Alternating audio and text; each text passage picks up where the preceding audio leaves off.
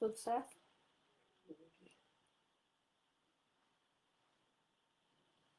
Vai, tem 3 pessoas de novo. De volta. Então, desculpem, houve um problema técnico e a gente teve uma queda de transmissão. Eu estava falando sobre uma questão que é até vocacional mesmo. Há pessoas que têm, naturalmente, a vocação por ter, cuidar, acarinhar, conceber, educar, criar, com carinho, com afeto, com amor, com dedicação, com estima, um serzinho. Há pessoas que passam horas diante de uma tartaruguinha.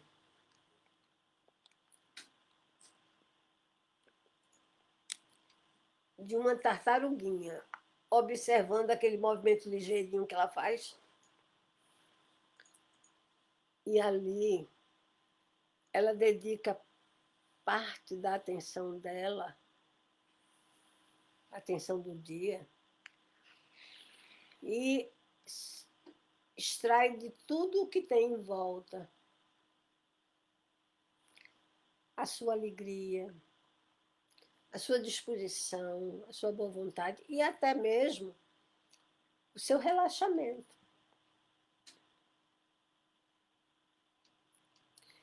Da mesma forma, há pessoas que não têm essa vocação, que não têm essa predisposição, que não têm esse desejo, essa vontade de cuidar, de ter, de criar, de fazer, construir um serzinho, seja vindo de si mesmo, seja de terceiros. E fazer algo para o qual a pessoa não tem desejo, não tem vontade, predisposição, é algo muito infeliz. Se transforma no oposto. Se transforma em doação de raiva, doação de sentimentos ruins, de sentimentos que desconstroem. Então, se aquele serzinho vem com a bagagem que traz de uma outra vida, ou da experiência que vivenciou no útero da mãe original, ou que vivenciou no útero daquela mãe, vivendo uma situação bem positiva, e que depois que nasceu, passou a viver uma situação hostil, ele vai aprender a hostilidade, ele vai aprender a distância, ele vai aprender a frieza, ele vai aprender o desamor, ele vai aprender o oposto da autoestima. Ele vai achar que não merece nada. Ele vai achar que ele é a última das criaturas. Então, vai ser alguém que talvez nem seja, muitas vezes, quem vai servir aos outros. Porque a pessoa que não acha que serve dentro de si mesmo, algumas vezes se coloca para servir aos outros.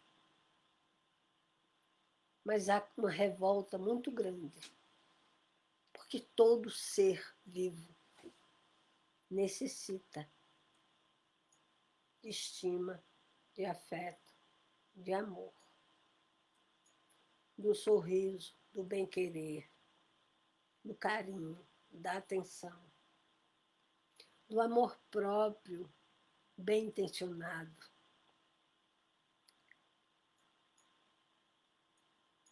A gente vê em alguns países o estímulo à violência, porque é prática cultural naquele estado, naquela região. E a prática é vista por eles de tal forma que a criança é treinada para ser um mártir. Já bem, para nós, que não somos a oitava maravilha do universo como povo, porque cometemos erros, somos talvez um dos povos mais afetuosos do planeta, mais acolhedores do planeta, mais sensíveis do planeta. Talvez sejamos, sim, ou venhamos a ser o coração do mundo, pátria do Evangelho. Mas coração do mundo onde abrigamos sentimentos bons e alguns que também são sentimentos não tão bons, porque o coração também abriga. Mas, nesses países onde a prática é treinar crianças muito cedo, meninos para se tornar mártires. E nós temos mártires como aqueles que morreram defendendo sua pátria de uma forma defensiva mesmo, como é o caso do Tiradentes. E eles veem como mártires aqueles que atacam para morrerem e irem viver próximos à entidade que eles consideram como o Deus deles.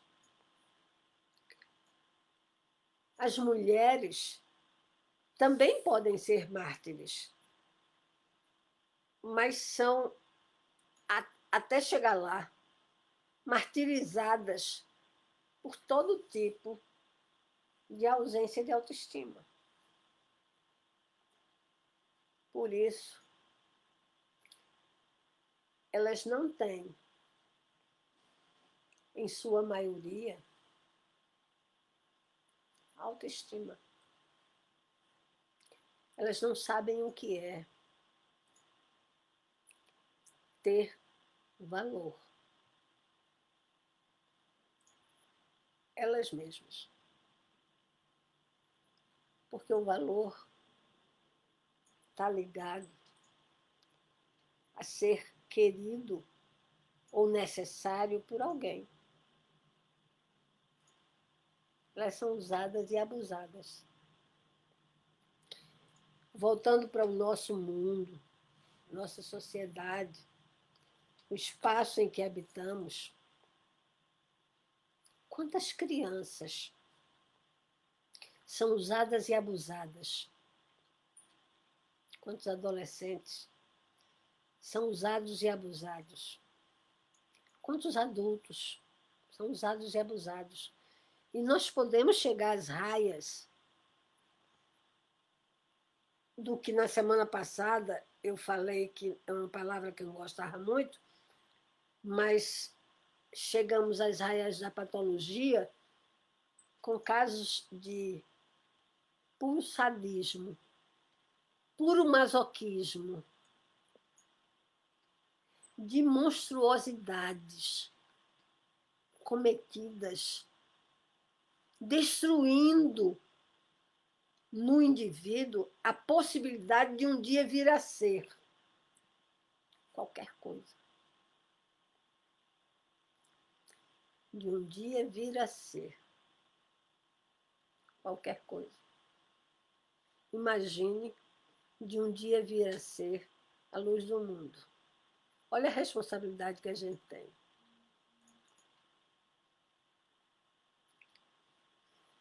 Olha a responsabilidade que a gente tem de não deixar de construir a autoestima.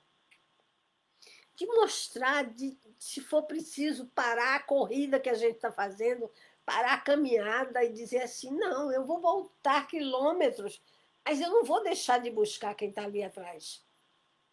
É igualzinho a mim. Deixa eu lhe dizer, o número de cromossomos provavelmente é o mesmo.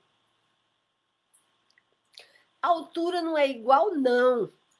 Vamos pegar, se Bruna ainda estiver aí, eu e Bruna, nós somos do mesmo grupo, somos duas dirigentes de um mesmo grupo. As diferenças que nós vemos externamente, elas são visíveis com uma facilidade, mas as semelhanças são anos-luz, olhem, anos-luz muito maiores. Nós temos muito mais semelhanças do que parece. Às vezes, até numa brincadeira, uma pessoa diz assim, puxa, essa é filha da Cleonice mesmo. Por uma bobagem. Não é, porque nós construímos laços. Nós construímos autoestima. Autoestima não é só autoestima dela com ela mesma e de mim comigo mesma. É uma autoestima que nos alimenta todas as semanas quando estamos nos trabalhos juntas, nos trabalhos do mesmo grupo. Porque a autoestima é contagiosa. Ela contamina, ela contagia, ela corre no sangue, corre na veia. Ela pega mais que piolho, como diz o outro. Autoestima é um negócio que se espalha daqui a pouco, num ambiente que estava todo triste, abatido. Está todo mundo sorrindo. Experimente. Nem sempre a autoestima precisa ser construída por alguém fora de você. É claro que é muito mais fácil, é claro que é muito mais estimulante, porque alguém de fora viu em você o que você não estava vendo ou reconheceu algo que você já conhecia, e isso é altamente estimulante. Puxa vida, eu não estava errada a meu respeito, não. Alguém viu. Mas a autoestima, ela não precisa que alguém veja, não. Nossa, como é bom quando a gente faz uma coisa que a gente tem certeza que, puxa, como fez bem para a gente e para alguém ou para uma situação a gente ter resolvido aquilo. Caladinho até, no silênciozinho até. Porque lembram quem estava na semana passada, o silêncio, ele pode ser doentio, mas ele pode ser saudabilíssimo. Ele pode ser a cura, inclusive.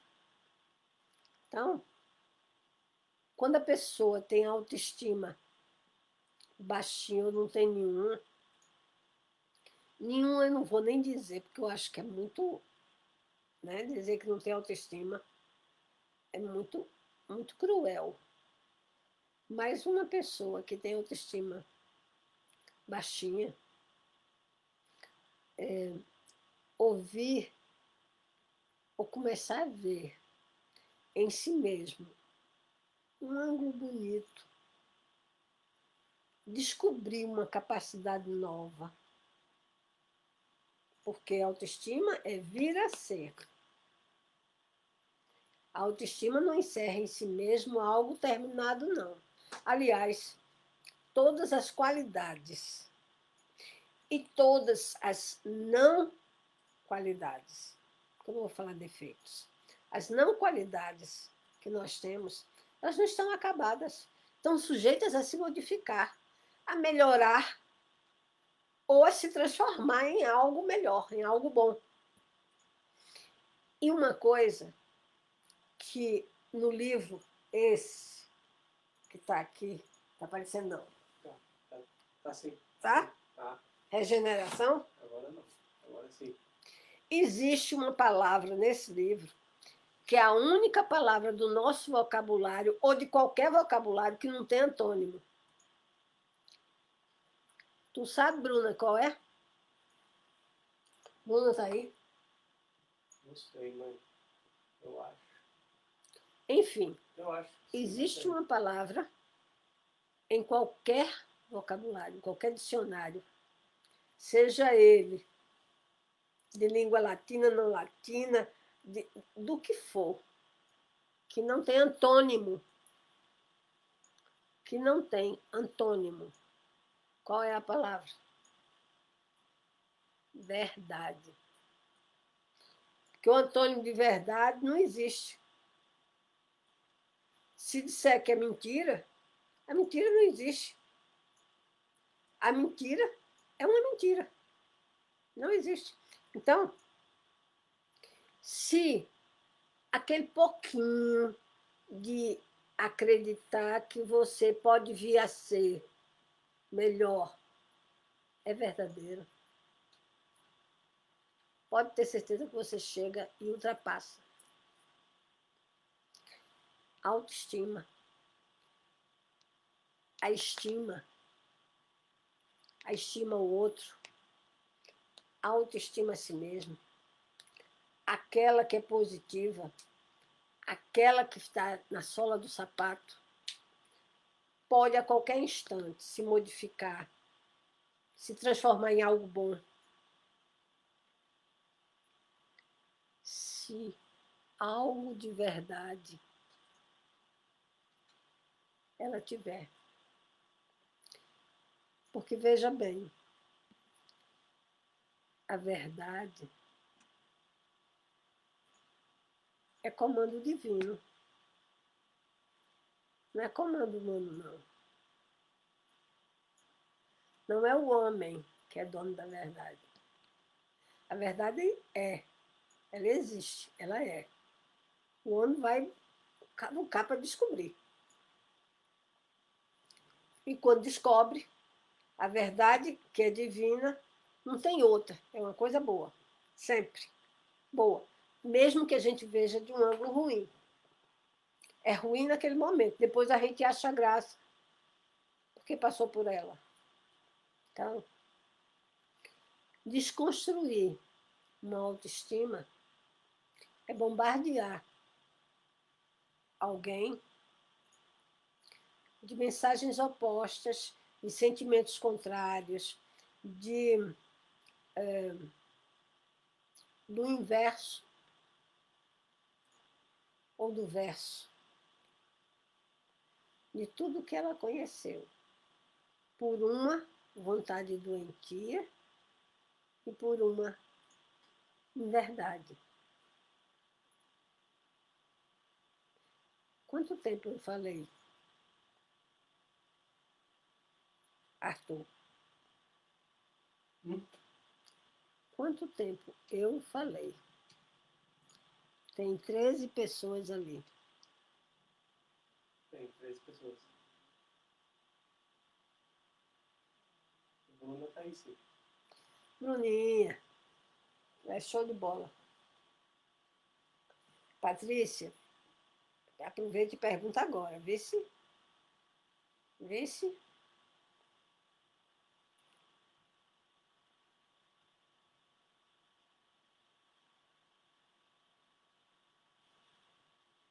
Pode começar a perguntar. Eu quero mostrar para vocês. Vou perguntar? Pode, antes eu queria só mostrar para vocês uma coisa.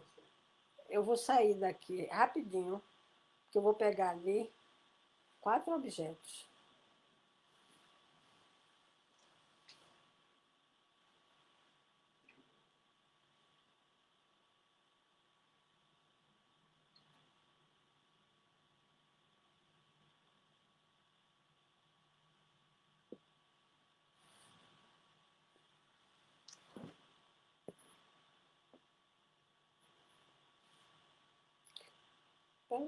no acordeone comum. Vocês estão conseguindo ver o que eu estou colocando aqui? Não. Não, né? Assim vê? Lê.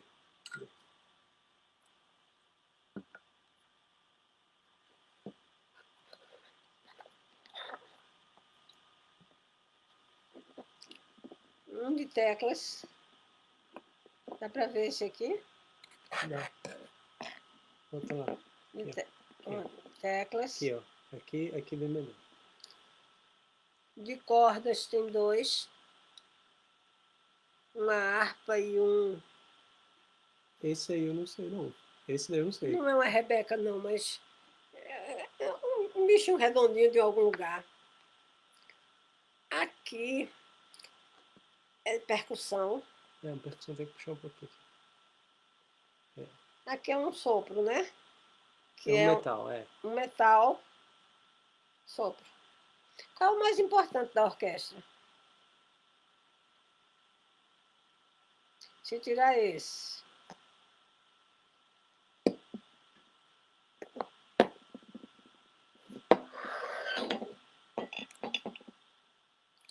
Qual o instrumento mais importante da orquestra? Quem toca? Quem toca? Todos são importantes. Todos. E cada um tem um talento próprio. Se não estiver tocando de acordo com o que a orquestra ensaiou, vai ser um empecilho. Então tem que estar tudo afinado, de acordo com a verdade. Ok? Vamos lá. Que pergunta?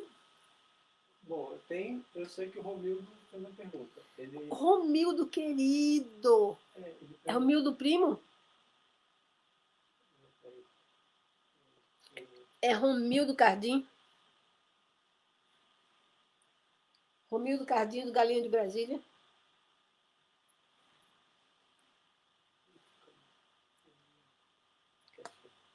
Romildo Carvalho Cardim.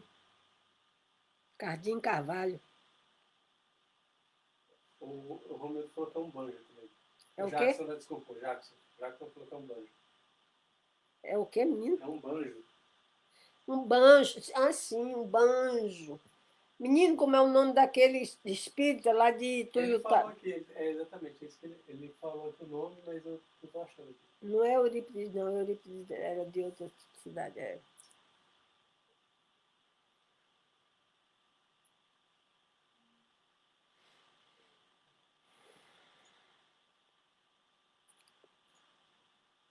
Ó, Rômulo. o Romildo, Romildo de Carvalho Júnior. Romildo, meu primo, filho de Vitória. Querido, um beijo para você, para sua querida Marta, sua esposinha maravilhosa, um casal que tem mais de 40 anos, eu acho, de casado, cheio de filho e neto. Obrigado pelas orações que vocês estão fazendo por Moacir, meu irmão, seu primo. Obrigado pelas meninas Ângela, Miriam e toda a família, Maria Helena, as Terezas. Vamos lá. Fundador do Galinho, que comete a imprudência de dizer que o Galinho, por ele, a inspiração do Galinho fui eu. Enfim, vai lá. Então, Romildo, esse livro é recém-lançado, foi psicografado por mim, é um livro maravilhoso, Regeneração. Vale a pena, viu? Está R$ 39,90. Você pede pela... Hein? Vira um pouquinho, saiu da câmera. Saiu da câmera. É assim? É assim? Isso. Eu boto mais perto aqui. Ó. Sim. Tá? Chegou? Tá. Muito legal. Você vai se surpreender com esse livro, viu? Muito bom. E se o amor continuasse depois da morte? É uma pergunta. Tá. Vai lá. O nome do médium é Jerônimo de Mendonça. Jerônimo de Mendonça. Meu Deus do céu, eu sabia que era com E, mas é o E, a segunda letra. Jerônimo Mendonça. Exatamente. Maravilhoso ele. Trabalhou anos, anos doente, em cima de uma maca, tinha dores horrorosas. A rua ficava lotada. Eu fui ao centro dele, em Tuiutaba. A rua ficava lotada. Enquanto tivesse um sofrendo lá fora, ele não parava. Assim fez Chico Xavier, assim Divaldo Franco. Eu estive na Casa do Caminho, 2.500 pessoas. Não parava de atender até terminar de atender quem estava lá fora. Mas pergunta de Romildo. Não, era isso, porque ele tinha falado esse nome, ele cantou. Para confirmar se era esse. Se era o Jerônimo. Jerônimo Mendonça, obrigada, viu, querido? Um beijo na sua mãe, com saudade dela, viu, Vitória? Vitória, irmã da minha avó, Judite Vitória. Judite Vitória e Vitória, mãe dele. Tá. E aqui tem uma pergunta da Márcia Vicário. Márcia é das tintas. Como restaurar a autoestima de uma pessoa que está em um relacionamento abusivo? Eita, agora você chegou no melhor da questão. Não saiam daí agora, não. Olha só. Como restaurar a autoestima de uma pessoa que está saindo, né? Saindo? Não, que está em um relacionamento abusivo. Que está em um relacionamento abusivo. Primeira coisa, registrar a queixa para poder mandar a criatura para longe. Tem que tirar o relacionamento abusivo da convivência. Primeira coisa, né? Porque o relacionamento abusivo não é outra coisa que uma prática, além de criminosa, de uma prática doentia, tanto de um quanto de outro. Porque quem aceita ser abusado está cometendo também uma prática infeliz e doentia. Então, o relacionamento abusivo é terapêutico, né? Precisa de terapia, às vezes medicamentosa, deve, inclusive, ser tratada a família inteira, as crianças. A gente, inclusive, a nossa casa faz um trabalho, já fez algumas vezes, ainda faz, de doação de alimentos, de assistência com brinquedos, os palhacinhos, para 2 casas de assistência a mulheres e crianças que foram abusadas na família, passaram por violência doméstica. Eu não posso dizer endereços, mas posso dizer que uma delas fica no Gama. E são situações traumáticas e, como tal, são tratadas pela medicina, pela psicologia, por terapia ocupacional, né? E por práticas que dão à pessoa uma condição de sobrevivência ou de vivência, né? Existência como um ser útil à sociedade. Então, como fazer? A primeira coisa, a primeira questão é a intervenção policial. Para isso existem as casas de assistência à mulher e à criança, né? Porque a prática abusiva é violência. A prática abusiva ela inclui não só o abuso sexual, mas a violência física em todos os sentidos. E eu já vi de tudo que vocês puderem imaginar nessa questão de abuso em família, seja de pai, de mãe, seja de mãe que coloca o filho para servir sexualmente o pai, para que ele não abuse das filhas.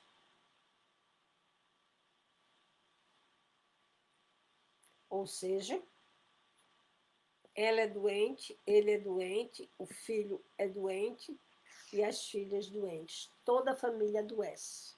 Toda. Quando não são doentes só E olha que só, emocionalmente, tem doenças mentais agregadas, doenças sociais agregadas e até doenças físicas, né? Orgânicas agregadas. Não é o momento, mas eu tenho uma quantidade enorme de casos que já se foram há muitos anos, mas posso dizer para vocês casos que ocorrem em família, em escolas, entre professor e aluno, entre, não sei se ainda é a palavra bedel, mas zelador e aluna. Uso de droga para dopar e abusar. Situações como o abuso coletivo. Então, antigamente chamava de curra, né? Mas são abusos coletivos em que a pessoa fica, a menina, por exemplo, e o menino também, precisam até de cirurgias para refazimento dos órgãos sexuais. Imaginem que situação. Então, primeiro intervenção judicial e policial.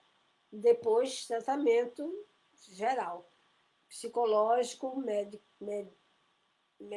medicinal, quase que não sai, medicinal, né? Medicamentoso, inclusive, e afastamento durante um tempo da sociedade até que eles tenham condição de enfrentar a sociedade, porque eles passam a ter medo da sociedade. Medo. Eu vou contar para vocês bem rapidinho aqui uma questão com esse rapazinho que está de verde aqui atrás.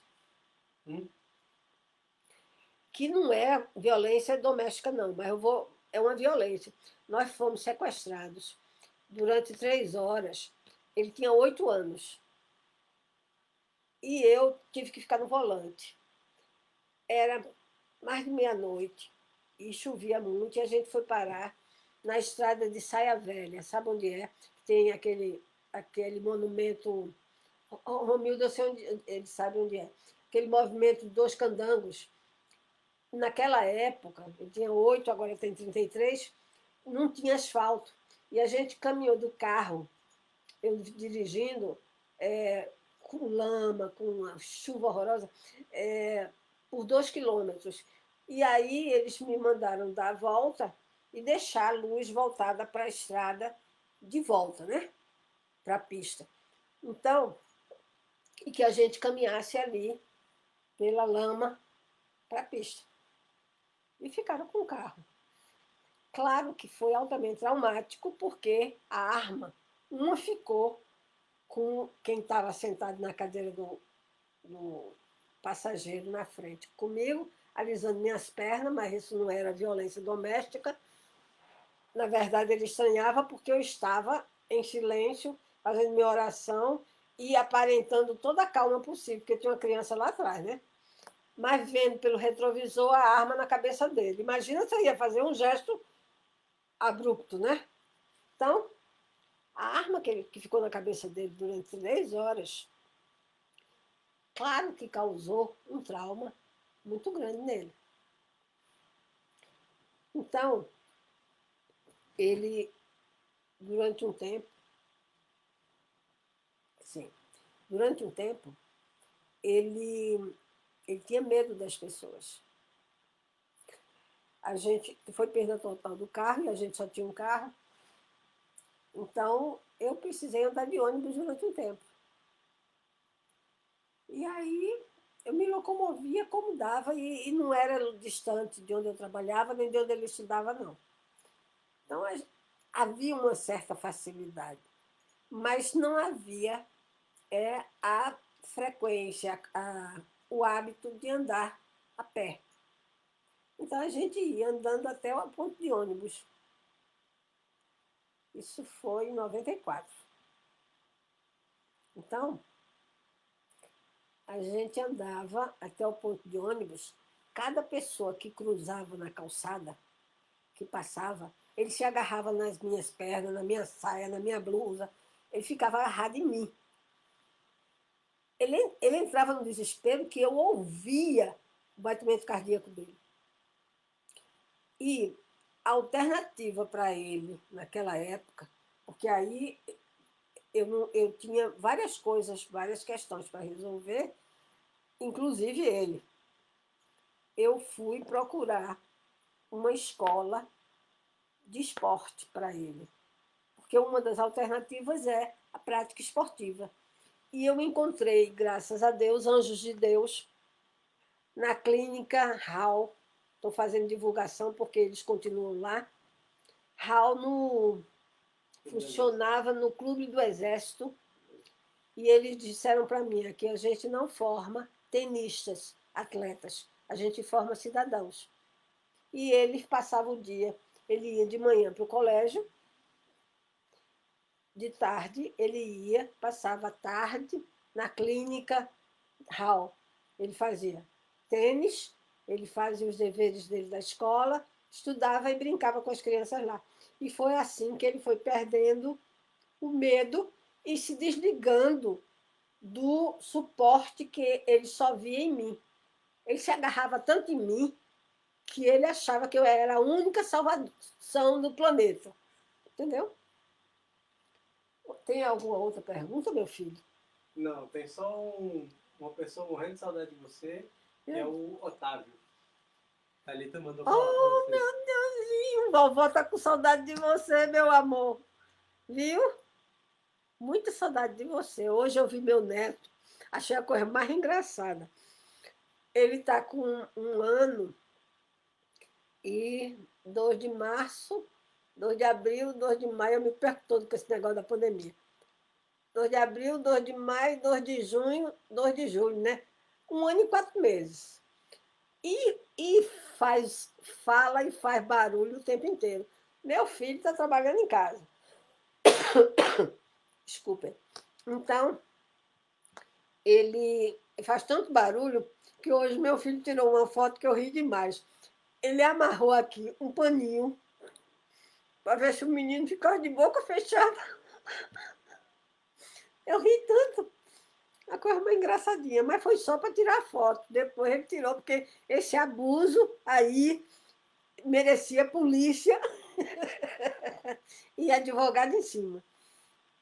Mas ninguém. Não, Ok. Não saiam ainda, por favor. Eu brinquei. Eu ri.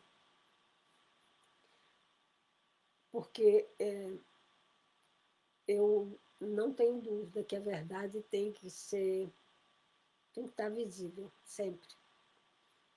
Senão alguém vai dizer, puxa, não acredito nisso. Está faltando alguma coisa. Ela pintou o cabelo, mudou e está falsa. E eu não posso ser falsa. Eu disse na semana passada que o trecho do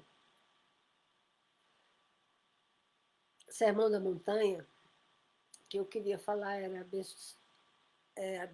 bem-aventurados os que choram, porque serão consolados. Nós estamos vivendo as 48 horas mais difíceis desse período da pandemia.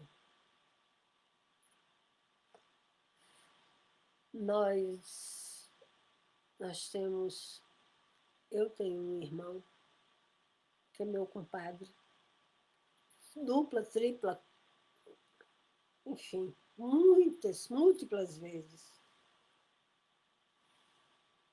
É o terceiro na escala, somos 8 irmãos. Eu sou mais velha e depois vem 7 homens. Ele é padrinho de Arthur. E eu sou madrinha dos filhos dele.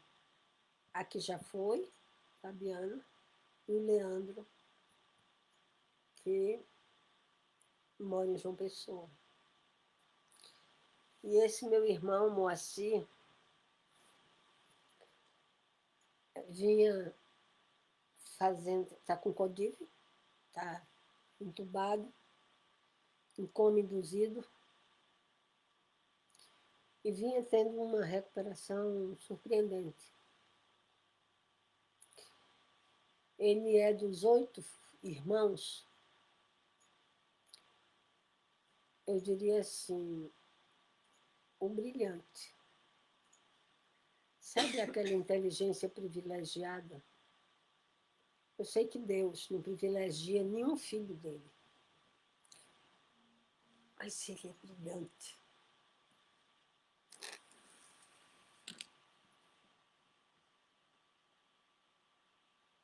E a gente, de ontem para hoje, tem recebido notícias muito difíceis de lidar.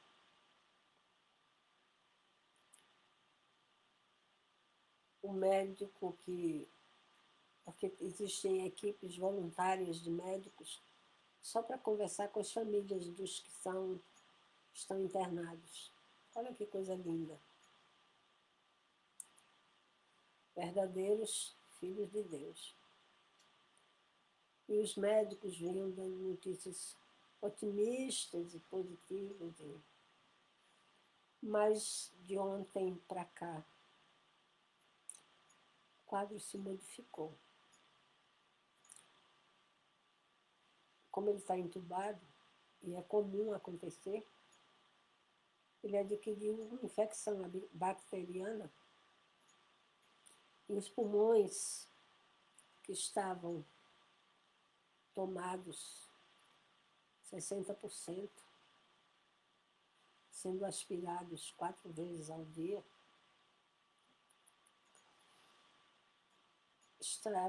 passaram a ter 97% de secreção.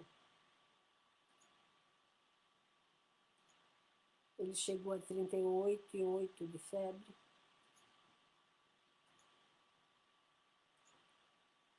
Como os médicos já tinham começado o desmame da indução do coma, ele está sedado 60% só. Então ele tem consciência. Hoje pela manhã, ele respondeu a movimentos com a cabeça ao filho, porque puseram a enfermeira lá, faz vídeo, uma ligação por vídeo, para que a família fale. Então, ele só tem um filho, então o filho é quem fala, e ele reconheceu a voz do filho, respondeu que reconhecia, piscando o olho, mas os olhos estão fechados, fez sinal de positivo e negativo com a cabeça, deixou cair algumas lágrimas,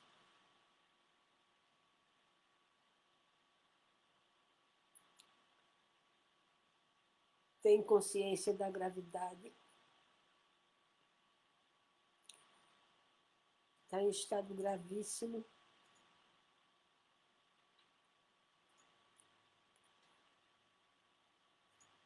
Os meus irmãos que estão fazendo contato, eu não estou participando do grupo de contato, por causa que eu fico mais por conta de acompanhar as reações da minha mãe aqui e as minhas próprias. Eu tenho um problema sério de enfisema, então eu também tenho que estar cuidando da secreção, etc, etc. Então eu fico mais na retaguarda, mas eu estou dizendo isso para vocês porque a autoestima tem que estar junto.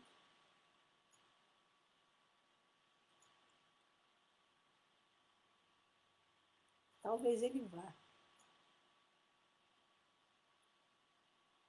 talvez ele venha a ser um daqueles que vão. Se é o que eu quero o que Deus quiser. Porque Deus é quem sabe. Agora, o que eu gostaria é que ele continuasse por aqui. Quando, como Arthur sofreu um acidente. É muito triste ver como a minha mãe fica. Por isso eu quero pedir muito a vocês, que sei que são a luz do mundo.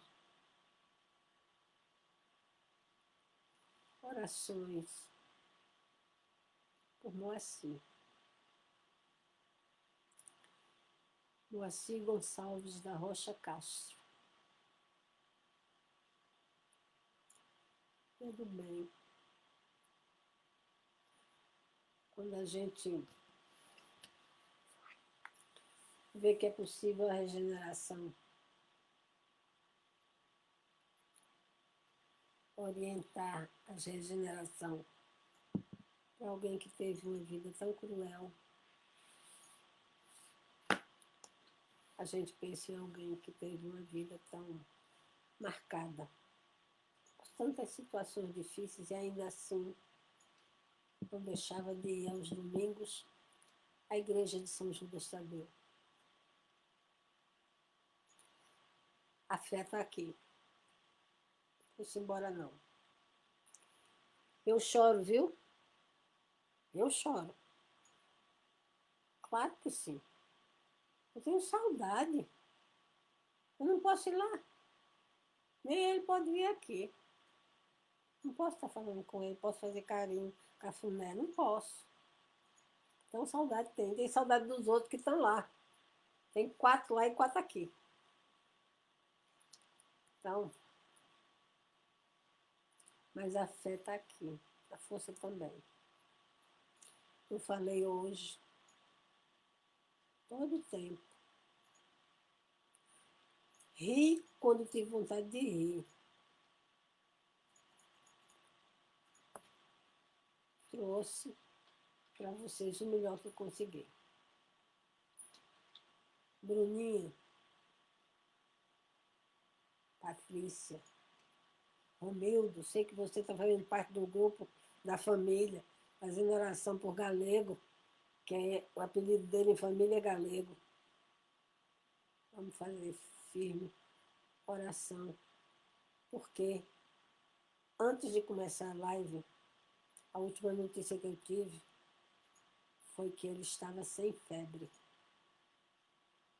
Pense,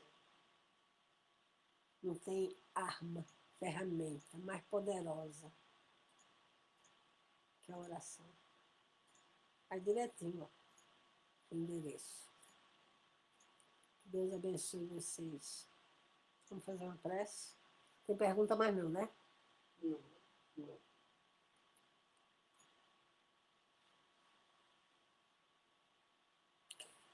E a prece hoje é a Mãe Maria. Eu tenho feito Pai Nosso sempre, mas quero fazer a Mãe Maria da forma como a gente faz na nossa casa. Romildinho, eu quero te convidar para ir lá na nossa casa. Esse, leva as meninas. Ângela já foi. Magali já foi. Pergunta a Magali. Ela já foi e num período bem difícil e ficou bem. Você sabe. Leva as meninas para ir lá, é tão bom. Nossa, é muito, muito bom. Quando a gente voltar, porque com a pandemia a gente está fechado. Como a FEB, a comunhão, as casas todas. Então, na nossa casa a gente faz Ave Maria trocando 3 palavras. Primeiro que Maria não é mãe de Deus, é mãe de Jesus. Deus é o pai de Jesus. Jesus é o filho, a gente cansa de dizer que é o filho unigênito, é o filho de Jesus, não é? E Maria não é a mãe? Então Maria é mãe de Jesus. na Ave Maria. Depois a gente diz que a gente não é pecadores, porque a gente não vir a ser, a gente não quer a sentença de ser pecador, a gente quer ser filho de Deus. Então a gente troca pecadores por filhos de Deus. E como a gente não acredita na morte, a gente troca a morte por passagem. E a Ave Maria fica tão bonita, fica assim. Ave Maria, cheia de graça, o Senhor é convosco. Bendita sois vós entre as mulheres. Bendito é o fruto do vosso ventre, Jesus. Santa Maria, Mãe de Jesus, rogai por nós, filhos de Deus, agora e na hora de nossa passagem. Que assim seja, graças a Deus, graças a Jesus. Boa noite a vocês, durmam com Deus. Beijo.